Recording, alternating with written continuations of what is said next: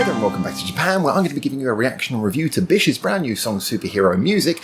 And as you probably already know if you've been here before, this is the review video. If you want to see the reaction that I've just done, pause this video, click the little link in the description below and it'll open up a separate little video player so you can watch me doing my first reaction to hearing this song for the very first time, just in case you haven't heard the song before, or if you just want to see the way that my face reacted when I first came across this track.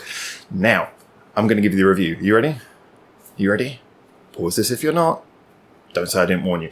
Okay, so as I was telling you guys in the reaction video, if you just watched that, I really wanted to listen to this song last night when it came out. However, because I had a sore throat for you guys and to do a genuine reaction, I knew I couldn't get through doing the video, so I thought, just go to bed, wake up in the morning, see how you feel. And my voice is a bit better today. Still a bit better. So I was really excited to put this on, but it had sort of built up a bit of an expectation for, ooh, okay, what's this going to be like? Because as I say, the big thing about BiSH, one of the things that makes it so exciting whenever they have a new song, is that you kind of just, you don't know what it's going to be. You really don't know what it's going to be. It could be anything. I know they have certain core sounds that they maybe do more than others, but like I say, this could have been a ballad. It could have been EDM, it could have been anything, and it came out as a rock song, but it was kind of like a poppy rock song. And I must admit that this, to me, we always try on this channel, as I say, to be honest, you know, do a hashtag no bias, say about the positive and negative, and I will try and give some thoughts on maybe things that maybe could be better, but as a general, this to me just exemplified everything that I really love about this group, and I think a lot of other people would agree with. I love the way that the vocals were done in that one at a time, for the best part, one at a time sort of system. It reminded me a lot of Promise to Star, even a little bit of some of the melodic cues reminded me a bit of Promise to Star. The way that each singer's voice was really highlighted in a perfect part of the song. They also had a lot of fun in the chorus as well, sort of flipping that around, but just it was really nice how each member got nicely highlighted, and it didn't feel like anyone was out of place. Even though they've got really individual voices, they all felt really in place in their parts of the song. And that to me was just, that was the first thing. It shows how these girls are just like, they got a really good personality, but it also translates into a good artistic product. You know, you get the variation of their voices. It adds color. It adds something interesting. No one feels like they're kind of not carrying their weight, so to speak, whilst also being, like I say, very different in their voices. Now, musically, this, I would be willing to accept anyone who said that musically this was nothing particularly groundbreaking or original. Like I say, trying to be fair and even-handed here. Yes, it has got a pop rock vibe. Yes, it has got your sort of normal verse, pre-chorus, chorus thing that we've heard so much in, you know, Japanese like rock songs before, and rock songs around the world. I do get that.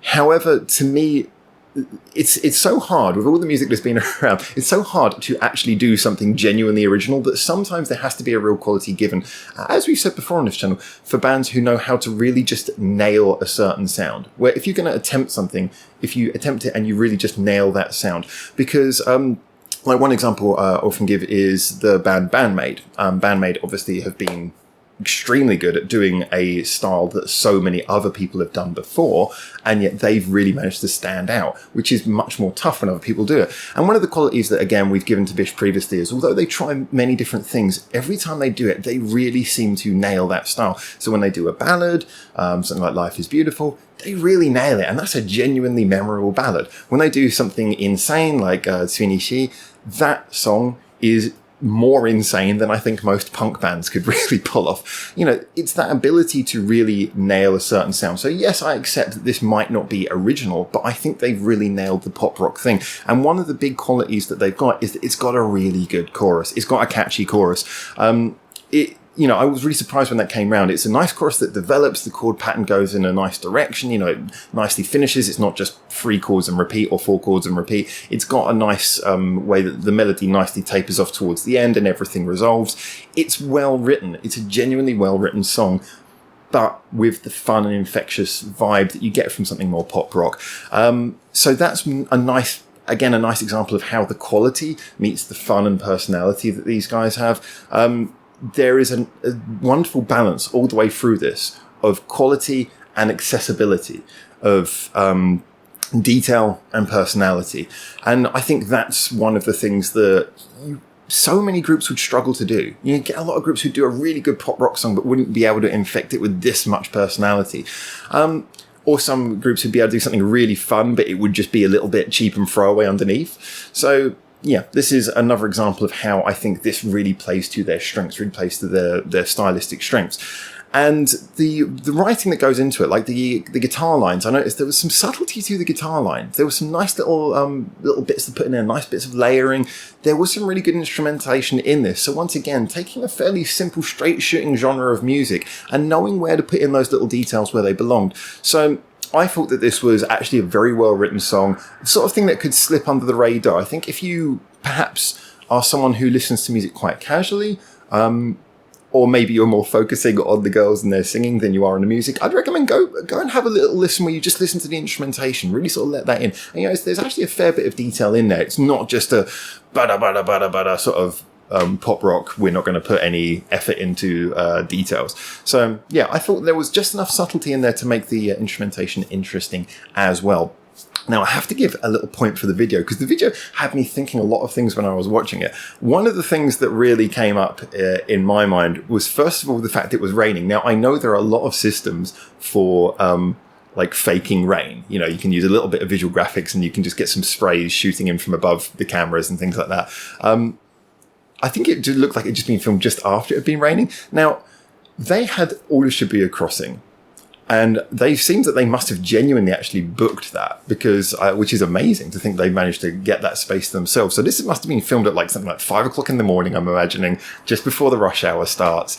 This is how I'm imagining this probably happened. They managed to procure that space for a short period of time. They did their filming during then. And so they wouldn't have had any control over the weather. So if it had just rained, I think they got really lucky, because that worked beautifully with the video. It really worked with the whole visual aesthetic. And I love the idea with them turning up in the back of the van again. You know, sort of. We've seen this before, and there was a few like little things that they seemed to be borrowing from their previous music videos, which I thought was quite nice as well. It almost felt like they were crescendoing their own work, although I certainly hope there's no end in sight for them. But the way that they all sort of hopped out, and then that sort of rainy scene with the weird, they're not puppets, but like the characters I don't know enough about. You know what it was. Rubber suits.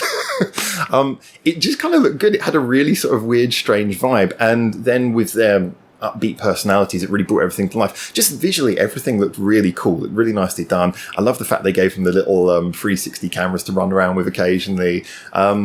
Just the video was actually superbly directed, in my opinion. I thought it was really nicely done, really nicely cut. There was some nice framing, you got some really beautifully done scenes.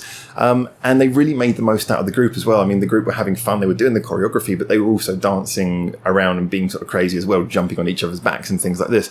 And, the director got a lot of that in. It was very infectiously fun. And then bringing a UFO into the end to blow them up. Probably the most BiSH way to end a video.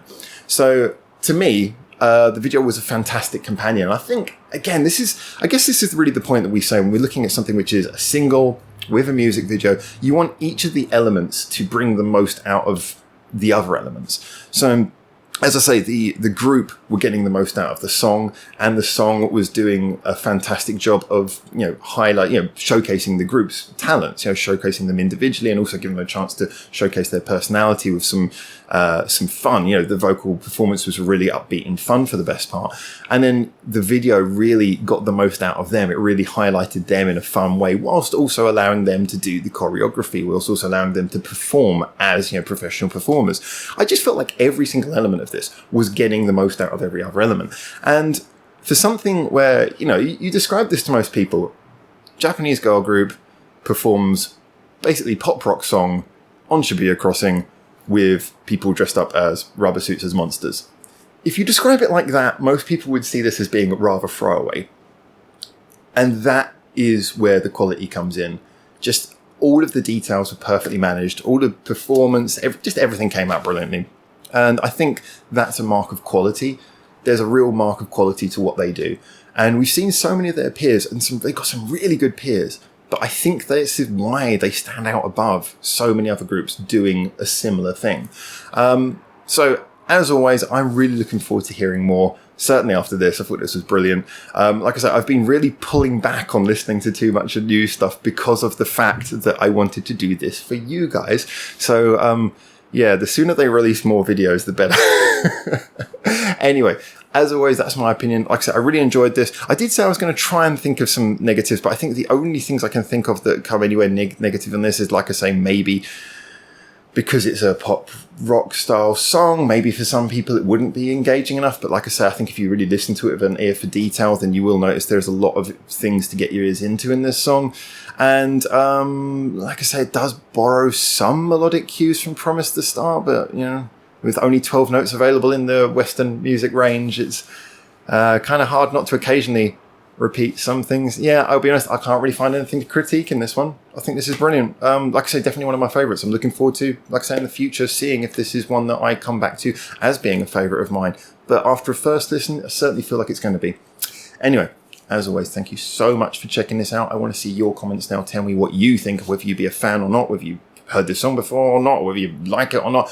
Tell me what you think, get in the comments. I'm really looking forward to seeing what you guys say, and I will try to reply to as many of the comments I get. I get a little bit behind on the comments now, but I'll try and dive in as many of them as I can. And a big thank you if you like, subscribe, or follow any of the other social medias that we've got linked in the description below, because we have a lot of discussion going on, especially on our Discord and on our Reddit, about Japanese music 24/7. So if you want to get involved, do get involved. Thank you massively to our patrons for supporting the channel. And a big thank you to you for making it through to the end of this video. So until I see you hopefully soon in Japan for the next one of these, for now, ciao ciao.